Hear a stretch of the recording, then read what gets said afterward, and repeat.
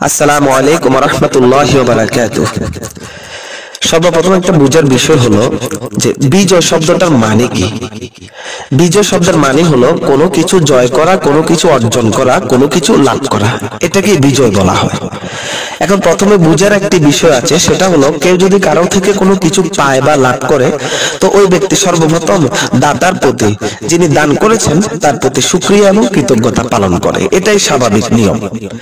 তো এখন যদি আমি আপনাদের প্রশ্ন করি যে মূলত আমাদেরকে এই বিজয় দান করেছেন কে, তো আমরা যদি প্রকৃত মুসলিম হই তাহলে সবাই নির্দ্বিধায় উত্তর দিব যে মহান আল্লাহ তাআলা আমাদেরকে এই বিজয় দান করেছেন। তো স্বাভাবিকভাবে এখানে একটা প্রশ্ন চলে আসে যে তাহলে তো আমরা সবাই এই মহান বিজয় দিবসের দিনে মহান সত্তা, মহাপবিত্র, মহাক্ষমতার অধিকারী আল্লাহ তাআলার কৃতজ্ঞতা এবং শুকরিয়া আদায় করা উচিত এবং আমাদের একান্ত কর্তব্য হয়ে দাঁড়ায়। যেহেতু প্রকৃত অর্থে তিনি আমাদেরকে এই বিজয় নামক বস্তুটি উপহার দিয়েছেন, তো আমরা তারই শুকরিয়া এবং কৃতজ্ঞতা আদায়ের মাধ্যমে এই দিনের কর্মকাণ্ডগুলো শুরু করতে হবে। তাই তার প্রতি কৃতজ্ঞতা এবং শুকরিয়া আদায় করা, শুকরিয়া প্রকাশ করা আমাদের একান্ত কর্তব্য হয়ে দাঁড়ায়। আর মাশাআল্লাহ, আমরা কি করছি?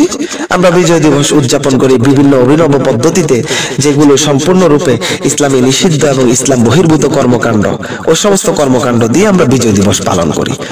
আর 16 ডিসেম্বর তো পরের কথা, 15 ডিসেম্বর সন্ধ্যা থেকেই আমরা শুরু করি বিভিন্ন প্রকারের মাইকের মধ্যে, বক্স ডেকসেটের মধ্যে হুলস্থুল, গান বাজনা, নাচানাচি, নিশার আড্ডাবাজি, সারা রাত সারা দিন মানুষকে একটু সুস্থির নিঃশ্বাস ফেলতে দিই না, শান্তিতে একটু ঘুমাতে দিই না। আমাদের এই সমস্ত আওয়াজের কারণে, বিভিন্ন ধরনের বক্স এবং মাইকের এই সমস্ত শব্দ দূষণের কারণে আমরা মানুষের মধ্যে এবং সমাজের মধ্যে একটি অস্থিতিশীল পরিস্থিতি তৈরি করছি। এই হচ্ছে আমাদের হুজুগে বাঙালিদের মর্মান্তিক বিজয় দিবস পালনের অবস্থা। এবার আপনাদের বিবেকের কাছে আমার প্রশ্ন, আসলে কি আমরা প্রকৃত অর্থে বিজয় দিবসের হক আদায় করছি, নাকি বিজয় দিবসের হক নষ্ট করছি এবং এই মহান বিজয় দিবসকে কলুষিত এবং অপমানিত করছি? এই দিবসে আমাদের করণীয় হচ্ছে আমরা সর্বপ্রথম আমাদের আজকের এই দিনের সূচনা মহান রবের নিকট শুকরিয়া জ্ঞাপন এবং প্রশংসা স্থাপনের মাধ্যমে করব। ফজরের সালাত দিয়ে আজকের দিনের সূচনা করব।